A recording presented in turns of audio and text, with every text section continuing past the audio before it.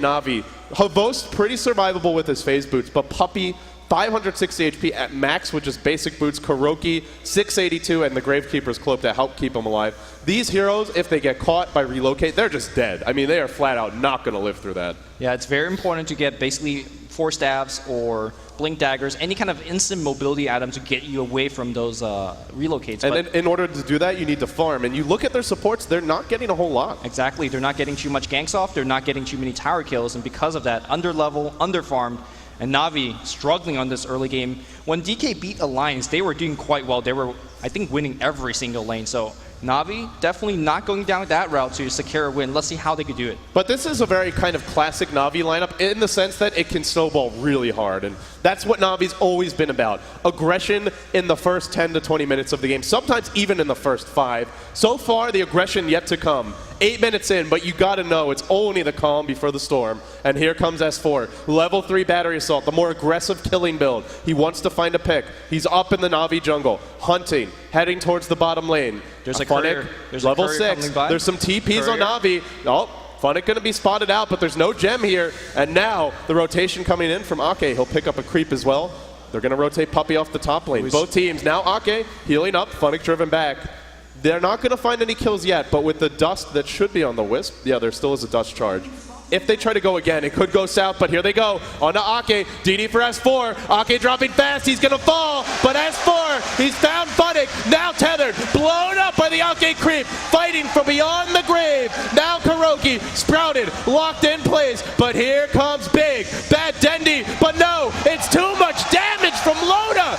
3-1.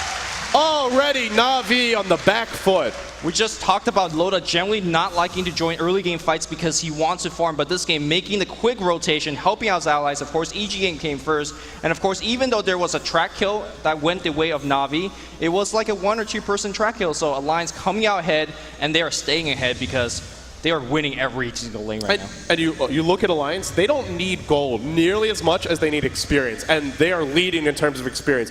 Every single hero level 5 or higher. That Wisp for EGM, 1 creep wave most likely off of level 6. And once he hits level 6, Na'Vi, a lineup that wants to push early, a lineup that wants to find a lot of kills. When you are ganking, you'd better be ganking the Wisp or the Prophet, and ideally both, because if not, then they're just going to counter-gank the crap out of you. Funnick is scouted. If this is the Wisp, there you go, they know exactly where he is now. The orb's going to start splashing, and Funnick will rotate back for the time being. EGM, he knows how close to level 6 he is. He needs that 1 creep, and now he's got it. So the threat of relocate, it's on the board, the Alliance. Lumi, they've weathered the storm through the laning stage, and you got to say, although to a new fan of Dota, this might look like a dead-even game strategically, it's a huge advantage for the Alliance. Yeah, and of course, if you look at Na'Vi's, the way they're playing right now, all 4 or 5 are hovering very close to the mid lane. They are losing out in terms of farm and experience. Meanwhile, on the other side, you have EGM and Ake in the jungle, just getting some tiny bit of a go experience. You have Loda just straight up farming up top. So I think Alliance is getting a ton more out of the map. And it's really hard to make a dive on S4 in the mid lane. He is so tanky, almost at 1200 HP with a full magic wand charge. There is no way they're going to get a kill on S4 without committing 4 or 5 onto him. Yeah, they have to blow a lot, and I think it's worth it to blow a lot if you can secure a kill. But if you go on S4, then that's where relocate comes. The Prophet ult now online for Bulldog. They have to dive those counter gankers, and even S4 is a counter ganker because all the towers are up aside from the tier 1 top. Na'Vi, they need to find a gank fairly soon, in the next 3 to 5 minutes, I would say, for sure. They don't have the Dendi Blink yet. It's a key item for the ganks to work. But while they sit back, Loda's rushing a BKB, and if he gets one, you look at Na'Vi, and you talked about physical damage and their lack of it, and that hasn't changed for me. Funnick just has a bottle, boots, a poor man shield. He doesn't have any damage items. Nobody really does. There's a little bit of damage coming from Havost, but if he gets a BKB on this gyro, Na'Vi are going to have a very hard time killing Loda. Yeah, Havost only gets that physical damage when he levels up and max both his smaller spells, the Wave of Terror as well as Vengeful Aura, but she's nowhere near the levels that she needs to be. Meanwhile, Bulldog just chilling bottom lane. Funnick, though, he's going to start here with the Janata now, applying the right clicks, but there's a Sprout on Funnick. He might be in trouble. S4's rotated in. No detection yet. Here's your relocate. They really want this pesky bounty hunter, and they'll find him. The Alliance, they got poked, and they bit back hard. Getting a free kill basically on the bot lane and not losing any kind of momentum anywhere else. There's no push in the mid lane. And perhaps we're going to see right a into mid. Here we go. Okay, they're looking for 2. Oh. Hook to fly. They've caught Puppey as well. Call outs coming in. Dendi's down. Alliance already out of control, barreling down the middle lane. This is looking bad for Na'Vi. We said in the early game drafting stage that if Alliance wins, just come out even. In the early game phase, they will just be unstoppable during the mid game. Not only have they came out even, they've done so much more. They're winning by the kills, they're winning by experience, they're winning by gold. Alliance is about to take a tier 1 tower. And how do you stop this? Going to go on the S4 on the mid lane. Tower is already dead and looks with a tether stun. Oh, Swap coming back in here. Can they get a kill on S4? They're blowing everything onto him, and they are going to get the kill. That was very important. A 4-man track kill. Funnick doing his work, and, well, Na'Vi finds something. Yeah, the one guy that really would have liked that extra 50 gold is Dendi, of course. He's getting closer to his Blink Dagger. He will have it soon. Na'Vi definitely have a few more runs of aggression in them, and every time that a gank works, every time they get a couple of heroes with a track kill, they extend their lease on life in this game. They're not out of it yet, but they're the ones who have to force the fights, and if you're Alliance, you can take fights, but you don't have to. If you're Alliance, you want to be careful, though. Track Gold has a way of sneaking up on you. All of a sudden, Funnick shows up with drums, with phase boots. The next few fights later, he's got a BKB. Dendi's got a 4-staff. Then Boots of Travel. It creeps up on you, and then all of a sudden, you're like, man, where did all those items come from? I thought we were winning this game. So for now, Alliance ahead, but they will want to play it safe. And one of the big items that will allow them to play it safe is going to be this BKB on Gyro. It's coming very, very soon. Yeah, because of that, I feel like Na'Vi basically have about 1 minute or 1 minute 30 seconds to make something happen on the map, because once BKB is up on Gyrocopter, and now because of there's a mech up on Admiral Bulldog as well, there is just nearly none of that on Na'Vi to do anything. How do you kill Loda? And meanwhile, of course, when you're not killing him, he's killing everybody else with the call down on max flat cannons.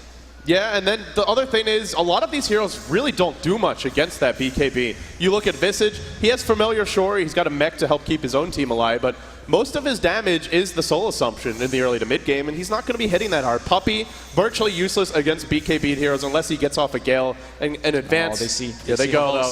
Habost, easy pickings for S4. Brought down by a hook, jams it in, and now it's 7-2. Habost, he's their one position player this game. I mean, you look at some of these other heroes, maybe they can carry the load, but he's really the only physical damage dealer, and that death, not going to help too much. Habost going for SMY, and either that gives you a little bit of something in all categories. It could be an Ag Scepter. That's the other possibility. Sure. But yeah, SMY... Actually, it does look like an Ag Scepter. Yeah, if it's an Ags, I mean, the nice thing with an Ags Venge is that you have Nether Swap constantly available for fights. The cooldown is only 10. But that doesn't necessarily help you if the Alliance just have the superior 5-man. Yeah, of course. What does Acceptor do for you when against Loda, for example? Right, when you swap in and then you die, because there's so much focus fire on Alliance's part, but they will try to make something happen. That swap was what gave them the kill on S4 on the mid lane, but if you look at the Alliance, when they could Rosh, they will Rosh, and there's just no way that Na'Vi could stop this. The Rosh is dropping fast, but Dendi wants to contest. He's coming in with Firefly. Are we going to see an Aegis steal? Rosh is low, not dead yet. They're backing off. They're going in. He can't make up his mind, and now it's too late.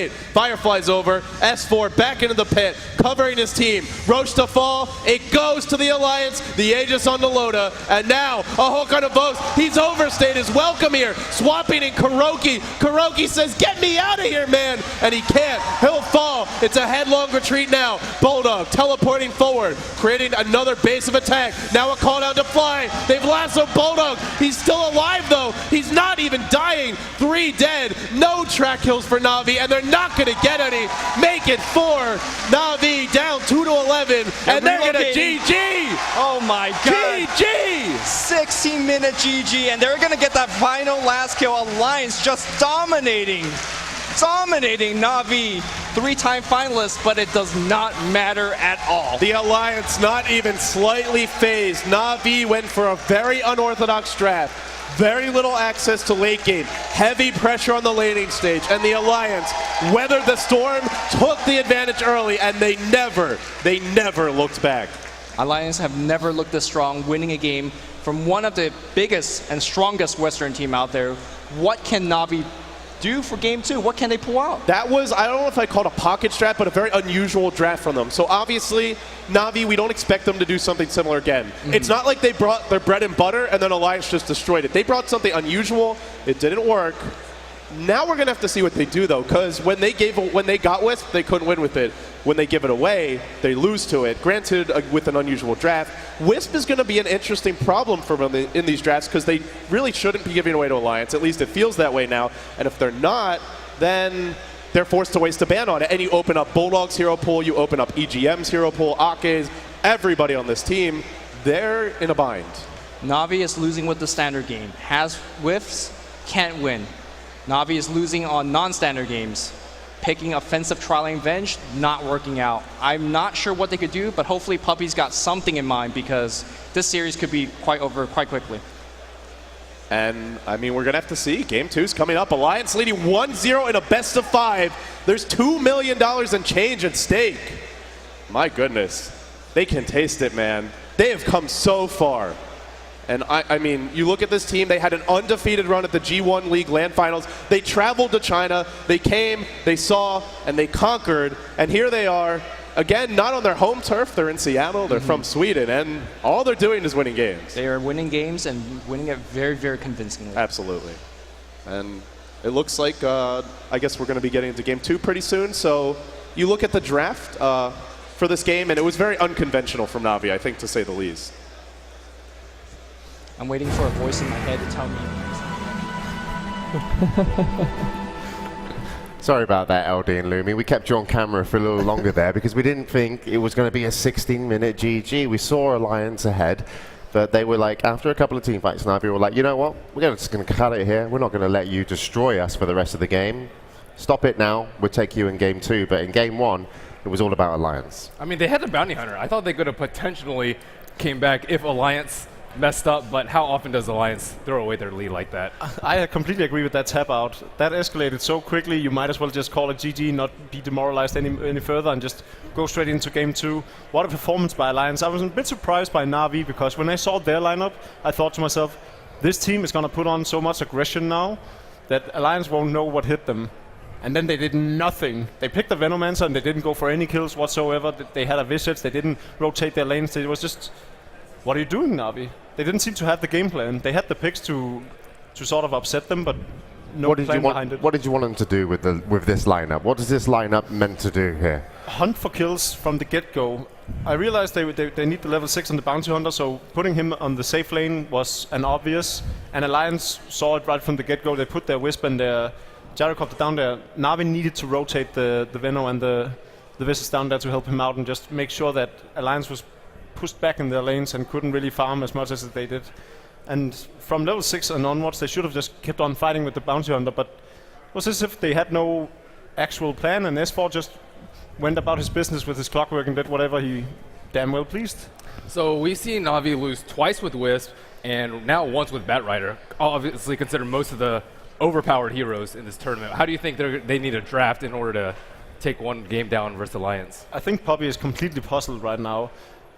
His plan was to ban Siren and Chen in all of the games, except for maybe when he has first pick and then go for a Chen first pick. And now he needs to actually ban Wisp and Siren and Holy Knight when they don't have first pick. I don't want to be in his shoes right now because I don't have an answer on how to beat Alliance. They're just too good. Mm-hmm. Hey Ben. Sorry, I came a little bit closer there. There was a shining light. I thought it was Bruno's shirt, but it wasn't. It was actually the light coming in on my face. So Bruno, what did you make of Game 1? Close enough. For people who are new to the game, maybe probably this is the grand finals and there must be lots of viewers that are not so used to Dota. You might be watching Navi's lineup and you'll say, well, is this common? Well, this is completely not common. The Vengeful Spirit played as a carry. The composition in general is quite rare. Navi used to do this. I tried to find games in the past where they did this, and the most recent time they did in a professional tournament was on October 2012. So this is a lineup they did a long time ago when the metagame was different. You could roam about, you could get a lot more pickoffs. I think they did very well when they used that. They didn't use that for a long time, about 1 month, and then they changed for something different. It makes a lot of sense to go for it if you have the proper metagame for that. But against the play style that Alliance has, where they can move everyone next to everyone at the same time with the Wisp, with the Nature's Prophet rotation, and the Clockwork that can be just halfway through the map and just jump with a hook, that just doesn't work. What I expected to happen and what I was talking to people in the back room about before I had to run up to the stage because suddenly the game was over, was the fact that I thought they'd put a dual lane mid with the Vengeful Spirit, the way we saw Na'Vi do over a year ago, Right. and then put a dual lane on the safe lane as well, and farm up either a fast ping on the Bat Rider, or just make sure the Bounty Hunter gets his levels for his track, and then, of course, sack the other of the two on the off lane.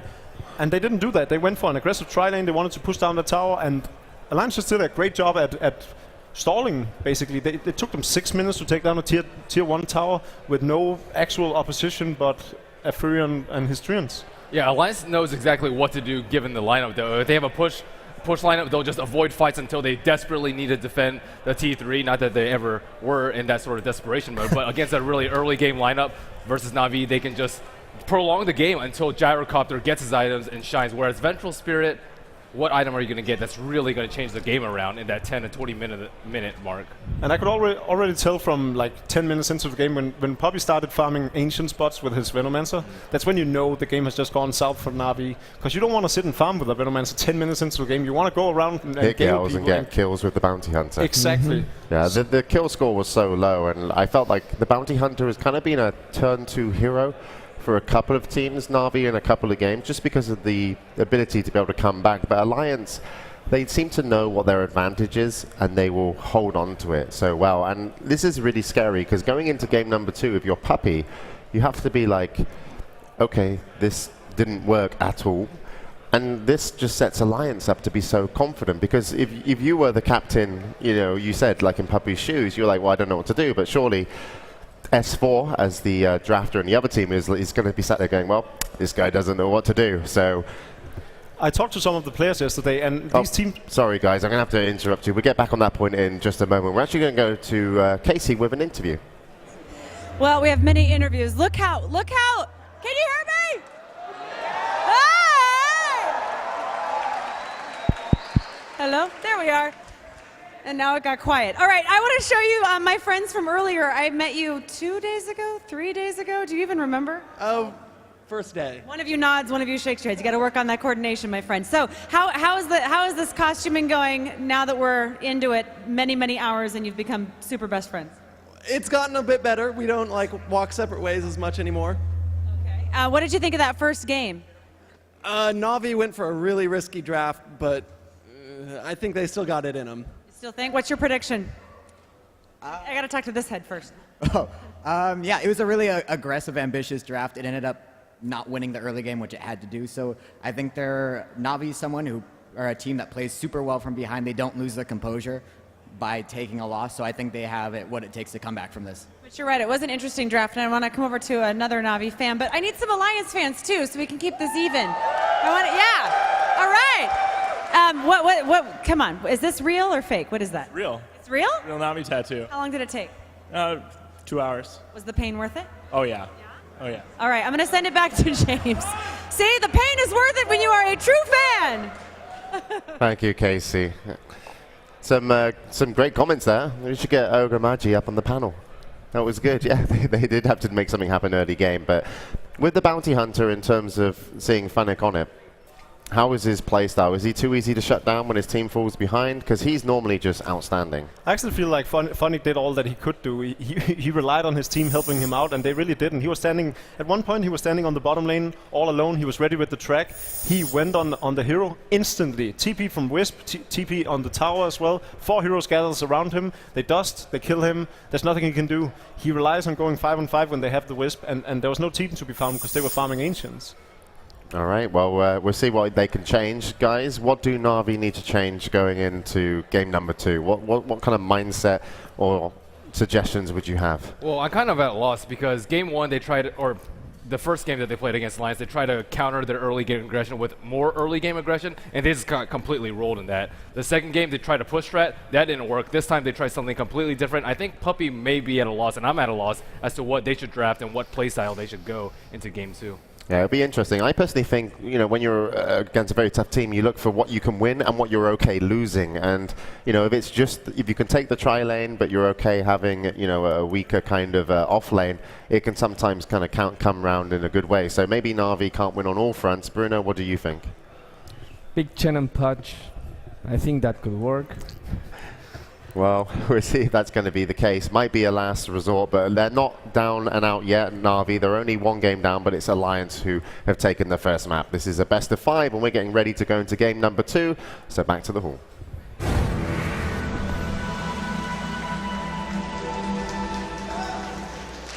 Alliance versus 2011 international champions, Na'Vi.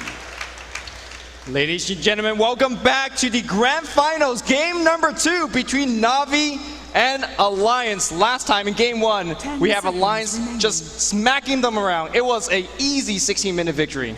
Absolutely. They gave away the Wisp. They ran a super risky strat. I mean, like one of the people in the audience said, it was very ambitious. They had to win the lanes. They had to find early kills. They had to push towers fast. They didn't do any of that. They got crushed.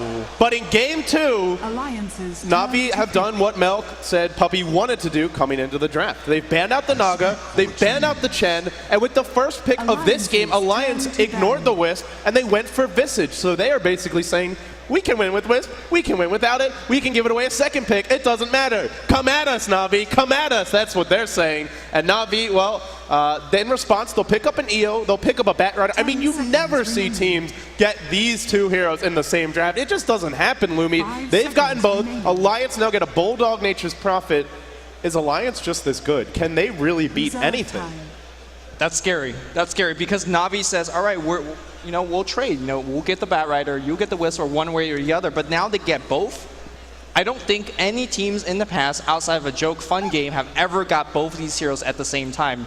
I'm sure Bruno will feed us some stats, or maybe K-Pop toast us later on, but it's very unusual. I mean, very, very unusual. And in this tournament, I don't think it's happened a single time. Now the Alliance into the second stage will ban out a Puck. If you look at this game, I actually want to flash back a few months ago to a game that was played between Invictus Gaming and Zenith. And this was when IG was still, if not completely undefeated, they were just coming off of that 8-month stretch of not dropping any games, your former TI2 champions. They played a game against Zenith where they got every hero that they wanted. This was back when Magnus was a top pick, I believe. They got the Magnus. They got the Batrider. They got everything they wanted, and then Zenith punished them for their greed. It was basically like the fable of King Midas. They got everything, and it turned out to be too much for them to handle. Zenith ran away with that game. Is that what Alliance is trying to bait Na'Vi into, perhaps? Maybe, perhaps. I think this is a confidence shaker. I mean, saying if Alliance wins this game, where does Na'Vi go? There's nowhere else to go because you're giving away their best heroes, and if this is not even a close game, if Alliance, let's say, beats them in 25 minutes, I think Na'Vi's confidence is going to be shattered. Nobody has been in this position in those booths on the big stage or over at Gamescom in Cologne, Germany, more than this core of Na'Vi. I mean, they've been here 3 times now. They took home 1 championship. They fell short last year, although they had the most impressive run in some ways with some big plays, some flashy moments. Now they're here again. So if anyone could withstand losing this game to and still bounce back, it's probably them, simply for their experience. But now we're really getting into it. The bans continue to come out. Alliance, they remove a Puck, a Gyro. Na'Vi's quick reply. Oh, no. Na'Vi's quick reply is going to be a Keeper of the Light and an anti-mid. So Na'Vi goes out. It's a go-to for a Vost, although I think his Lifesteal Weaver are generally the heroes they prefer. And Alliance now pick up Venomancer. Oh, no. So, I mean, they're sending a message, right? Like, they're saying, we're going to beat you with the heroes you can't beat us with. We're going to give you the best heroes in the game, or at least what people think. No matter what you do, you can't take us. That's got to be the message, right? That's the message, and Venomancer on Dire also means a ton of things, including level 1 Roshan, because Venomancer wards Scout. Venomancer Gale is really, really good at backstab. This is a combo. This is what they picked against during the group stage, where they just baited with Treants and then got a 4-man Gales and just went with the early game two-hit KO kind of stuff. Na'Vi just doesn't have any level 1. Batrider, he's going to napalm at level 1. That does nothing. Wisp is going to tether at level 1. That does nothing. And against, so far, Alchemist Stun is something okay in the level 1 strategy, but if Alliance storms down to the Roshan pit and decides to do some crazy level 1 Roshan strat, Na'Vi so far has nothing to stop it. Yeah, now if you go back to the G1 LAN finals, the first time that Alliance showed kind of their next level Roshan strat, it was not just a level 1 Rosh strat, it was a 5-man TP into a level 1 Rosh. They all TP'd to the tier 1 mid, and then they went straight into the pit, and their opponents in DK actually couldn't even get to the pit in time to stop it.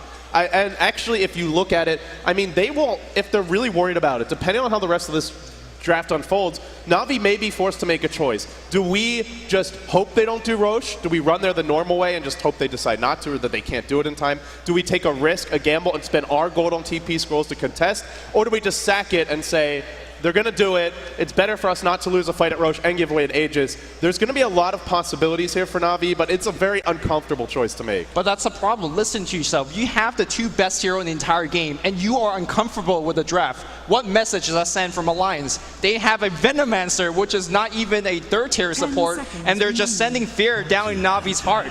Another hero that does not do anything against a level 1 Roshan. I don't know about Na'Vi because I'm shaking right now. I'm so scared for them. I mean, as much as a level 1 Roche would suck, I'm just looking at Na'Vi's draft right now, and I feel like they could actually give away a level 1 Roche and still win this game. I mean, they have Batrider, Alchemist, Wisp, and Bounty Hunter track gold. This team has so many ways to catch up, whether it's the relocate ganks, just stacking and farming for Havos, Shadowblade ganks for him, Blink Dagger ganks for Denny. I actually think this Na'Vi lineup, as the draft stands now, can give away level 1 Roche and win the game. That could change with these next 2 picks, though. All right, LD, if you can find anybody else in this room that agrees with your Na'Vi hopes, they better be coming out right now. Spectre coming out from Alliance. Okay, now giving away level 1 Roche is a lot scarier, although Spectre is not particularly good at doing it. What is going on with this draft? Have Loda played Spectre in this tournament at all? I think he's played it a handful of times in the past, but we've really seen them go to the Coddle PL if they want to go for a really late game oriented strat. The Anti-Mage was banned out. If there's no Keeper of the Light, Phantom Lancer is pretty underwhelming. I mean, Keeper of the Light is the real heavy lifter in that pairing. PL just farms and wins the game eventually. So where do they go from here? When we've seen Spectre, he often is with Visage, and now I think the Venomancer pick seems maybe a little bit less of a psychological one, although that's a nice bonus. It's a very strong laning support, and you want a really strong pair of supports in the laning stage to make up for how weak Spectre is. So maybe it's not a level 1 Roche, maybe they're not trying to send a huge message, just securing their safe lane, securing Lotus Farm, and angling for the late game.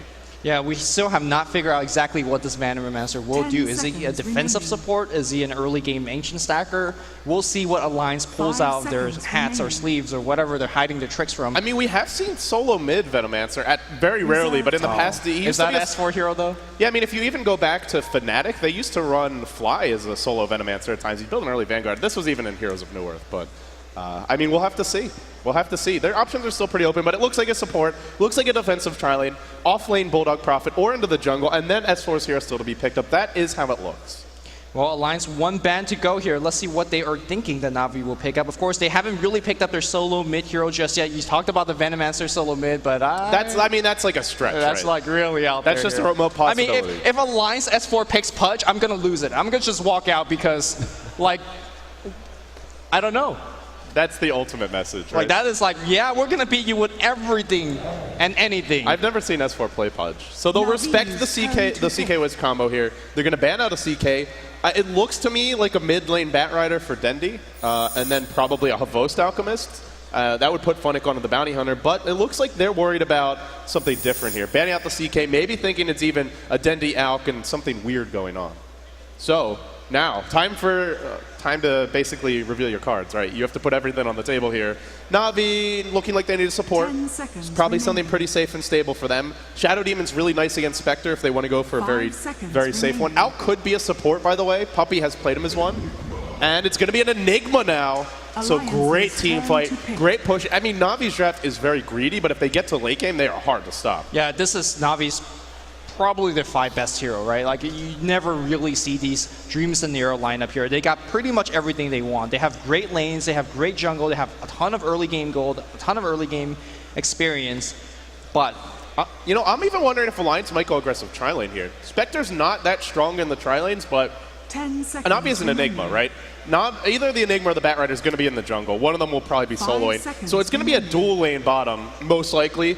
EO +1, most likely the Alch. So if you have a Visage, Veno, tri-lane, you can throw any carry here and there, and they can find kills. Yeah, Spectre is not too bad early game, especially the way that the Western teams are building it. Things like taking Desolates quite early, dealing a ton of pair damage. So let's keep in mind that, like you said, Wisp is not exactly your early game all-star. She's very, very squishy, has no base armor. Alchemist not too strong in that department either, so definitely that is a possibility. It's a remote one again. I mean, Alliance doesn't show aggressive tri-lanes, right? They always go defensive, they're just more efficient than you, and then they beat you. They're a cold-blooded machine. That's the story of Alliance this tournament. Now, Well, it's going to be a Beastmaster for them. Great. Beastmaster has level 1 aura. We could still see a level 1 TP. It's a threat. The threat is in. Will Na'Vi be scared? Will we see any TPs from them? EO can scout the pit with their orb, so if they want to... No, they don't give vision anymore. You when cannot- they hit a hero. Yes, that's the thing.